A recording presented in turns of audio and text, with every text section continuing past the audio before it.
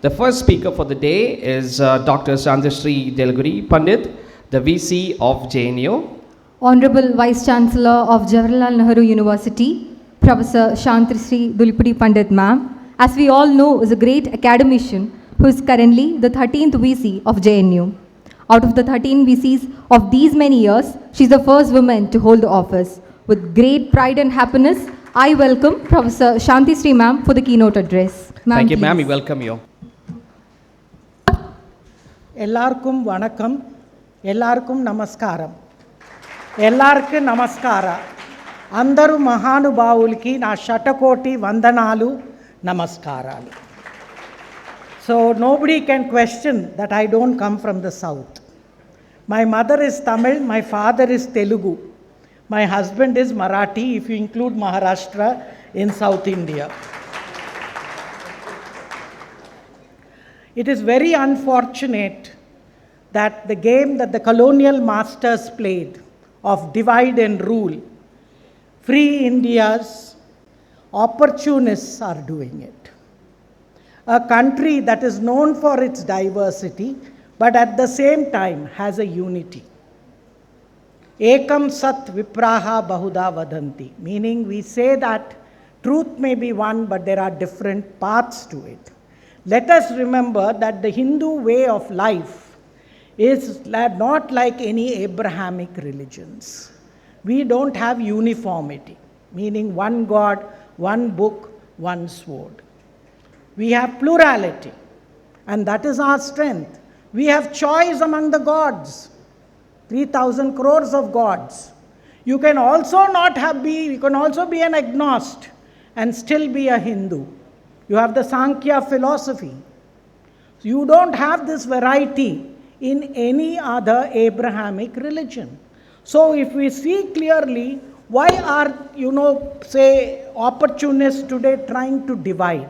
Is it because that after 2014, there has been a new wave where there is a cultural renaissance in India, where we are all made to feel that whatever may be our faith, we are Hindus by culture and civilization. You can have whatever faith you want, but you belong to this great civilization. And let me tell you, this great civilization has certain qualities which no other civilization has. And that, if you see clearly, is what I call, we are not only unique, but we are universal. See, if we see first, India has its own distinct and unified civilization with a proven ability to manage differences, engage creatively with various cultures and religions and philosophies, peacefully integrating many diverse streams of humanity. These values are based on the ideas about diversity, the cosmos, and humanity that stand in contrast to the fundamental assumptions of the Abrahamic religions. Dharma is a non-translatable. Dharma is not religion. Dharma is a way of life, and only the Hindu way of life, because Christian or other Islam do not have this concept of dharma. So faith or religion for them is very different from what it means for us. And also, if you see, we call dharma as Adhyatma Vidya, which is a body of wisdom and techniques called from centuries, and the first person empirical inquiry into the nature of the consciousness. Now the question is, let us not forget that the greatest symbol of unity between the south and the north is Lord Shiva. Lord Shiva was the presiding deity of the greatest southern empire, the Cholas. The philosophical dimensions of Shiva's dance, thereby interpreting the icon of Nataraja to be the perfect amalgam of mystical, philosophical, and aesthetic aspects of Indian culture. The dance of Shiva relates to its cosmic significance, symbolizing the creation, maintenance, and destruction of the universe and ultimately its regeneration. It is the significance of cosmic activity envisaged in the 5 aspects of Srishti, Sthiti, Samhara and Tribhava, if you see. And this is written by nobody, not by a North Indian. As today people claim that Tamils have nothing to do with North India or the South Indians. I would rather say this is written by Ananda K. Kumaraswamy, one of the greatest scholars. He wrote, please, if all of you have time, read his book called The Dance of Shiva. If Shiva is the main deity, go to Brihadishwara temple. I think there is no state which is more Hinduized than Tamil Nadu. Go and see the temples. You will see how much of Hinduism is present at every corner. And this is something we have to understand. The second is integral unity versus synthetic unity. The Indic civilization or the Bharatiya civilization, it has an integral unity which nobody can break. And this differs radically from the Western concept of synthetic unity, because we accept that there can be diversity of paths and the philosophical understandings without the fear of chaos. Diversity is integral to our dharmic way of life. Another is anxiety over chaos versus comfort with complexity. We agree we are different, but at the same time we are united. And it is here the dharmic civilizations are more relaxed and comfortable with multiplicity and ambiguity than the Abrahamic religions. Chaos is seen as a source of creativity and dynamism. Chaos leads to the cosmos. Please remember, the great scientific theories came from Hindu and Buddhist philosophy. I don't know whether most of you have read Tao of Physics.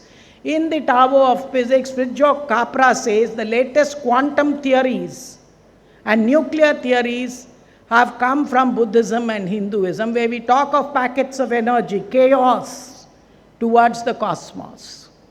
So we are not only integrated on earth, we are even integrated with the cosmos. So who are these people to divide us in this physical space?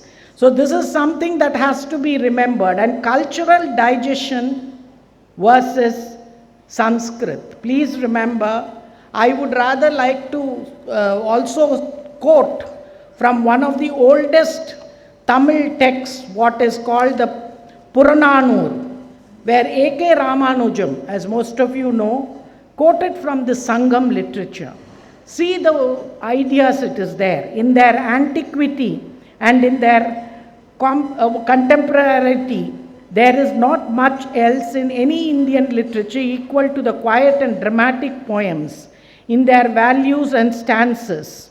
And here, if you see, I want to quote invoking poem 192 of the Purananur, might probably give us some clue of the depth of richness, maturity and the wisdom of the urban culture of Tamilagam and beyond. What do they say? They say every city is your city. Everyone is your kin. So if you see, you have this concept, and today you have the very descendants who swear by the Sangam literature or even Tiruvalluvar, telling us that we are different and hence we cannot stay together. So if you see very clearly, another idea I want to bring in here is the idea that has been always debated. I wanted to place before you what was the reason that very important thinkers of India were marginalized after independence. I think it's a conspiracy. Those who called for the unity of the Hindu religion and for a casteless society were totally sidelined. One is Baba Sahib Bhimrao Ambedkar, the other is Vinayak Damodar Savarkar and Sri Aurobindo. Vinayak Damodar Savarkar, if most of you know, was the first nationalist who spoke about a casteless society. He started the Patit Pavan temples for temple entry much before even Baba Saheb. And he used to give speeches in Pune of, is there God? Which other religion can question this? And if you see very clearly, I would say this whole debate that is being brought to divide us, Hindutva is as though some a bad word. It is not. Hindutva is the state of mind that is based on the cultural and spiritual ethos, based on the spiritual systems that evolved from India, that includes aspects of Indian or Bharatiya culture and civilization. Hence, if you see very clearly, we have or even take the question of the festival of Thaipusam. Thaipusam is a very important festival in Tamil Nadu dedicated to the deity Murugan, who is also known as Kartikeya. And this Thaipusam, the knowledge of the Thaipusam has been largely molded from philosophies and ritual of the great tradition school of Shiva Siddhanta, especially of Murugan worship. And Shiva, the most of the things of Shiva are all over India. It is not, he is only not a god of South India. And here if you see Shaivism is not only in India, it has gone up till Southeast Asia. Do most of you know in Malaysia, it's celebrated with great fervor. So instead of not only uniting India, it is very important that the South played a major role in talking about ideas of unity. And I think the betrayal is taking place. But again, it is important for us to understand from where does this idea of separation come in. Most of you should not forget that the British, it was a colonial project. Especially, I would like to tell most of you, there's somebody called Bishop Robert Cardwell. He wrote the grammar, Dravid book called the Dravidian Grammar. And his agenda was to convert the local people.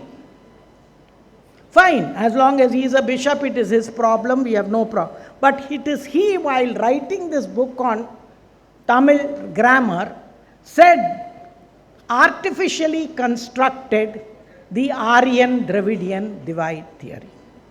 He said that Tamil does not belong to the Sanskrit school of languages.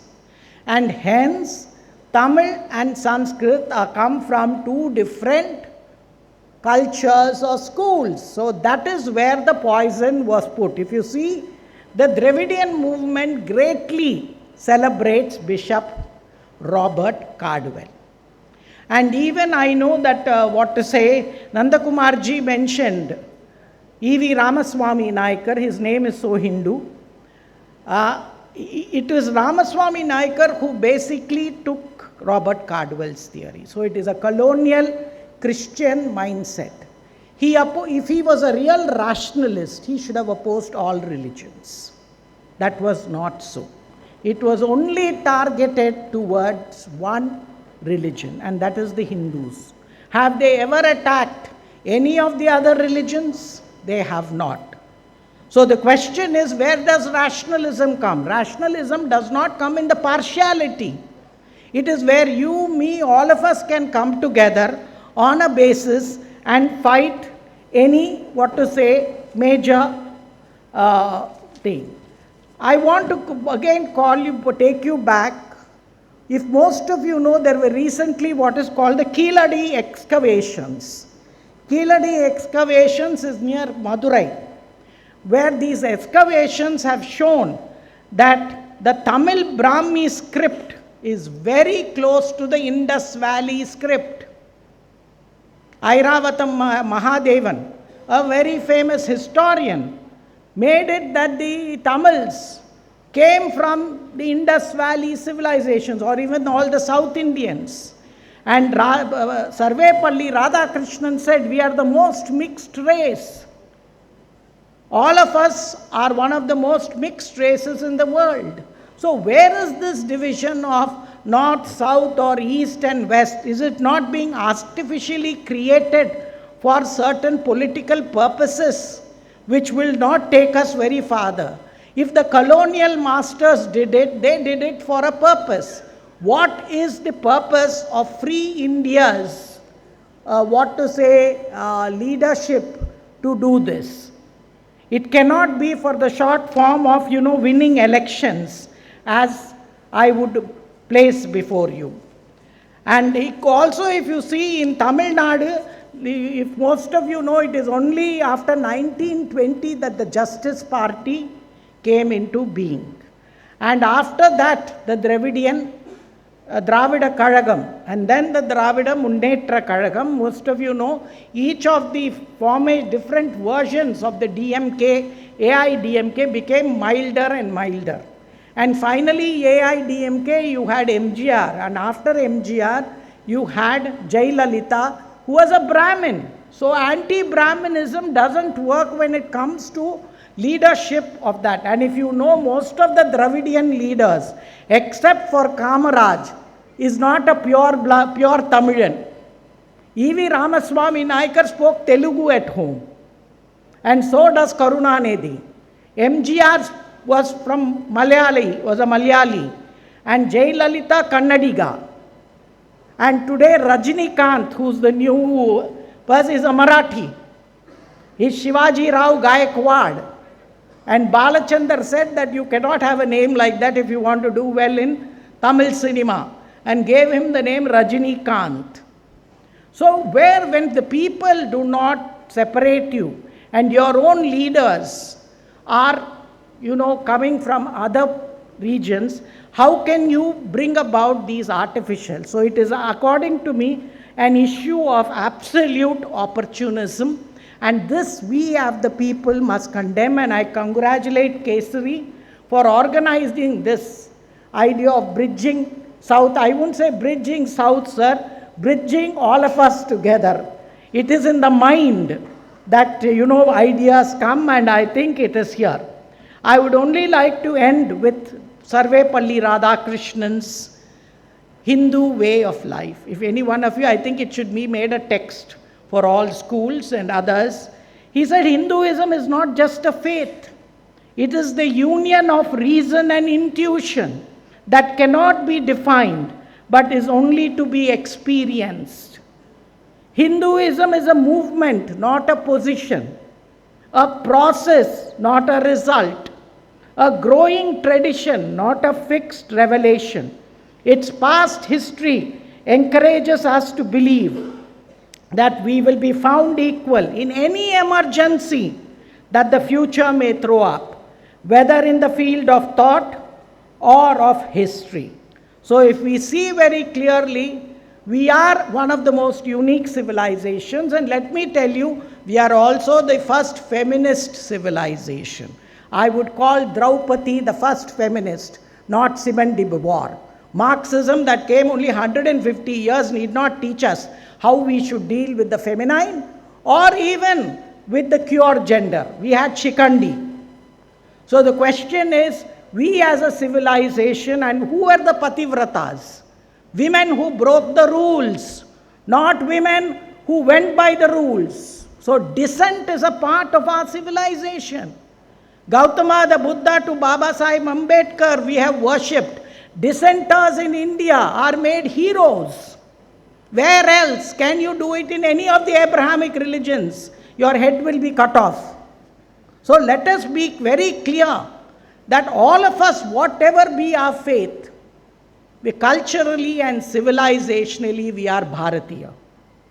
And this has been proved much more than anybody else. And I would only finally tell all of you that people who talk so much, it is the present government and it is even an organization like the Sangh that brought about the first woman vice chancellor, and that too from the state of Tamil Nadu. The left never bought a woman, nor anybody from the state of Tamil Nadu. So the Hindu Manuvadi argument doesn't work with the present vice chancellor. So who broke these glass ceilings?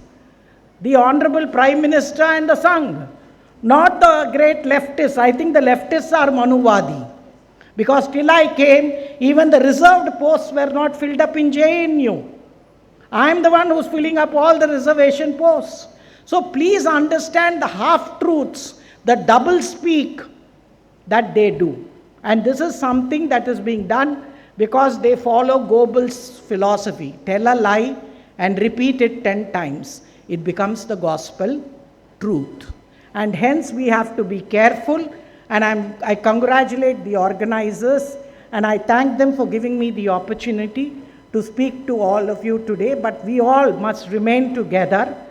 We can criticize each other, but let us not defeat each other. Because unity is very important. We are not calling for uniformity. Once again, I would end with the Upanishadic prayer, which has become, one line has become the motto of JNU, and there was no opposition. That is, Tamaso ma Jyotirgamaya, Mrityor ma Amritam Gamaya. Asato ma Satgamaya we did not take. We only took Tamaso ma Jyotirgamaya, because darkness to light is the necessity of the hour for the young people of India. Thank you so much. Namaskaram. Nandri. Vanakkam.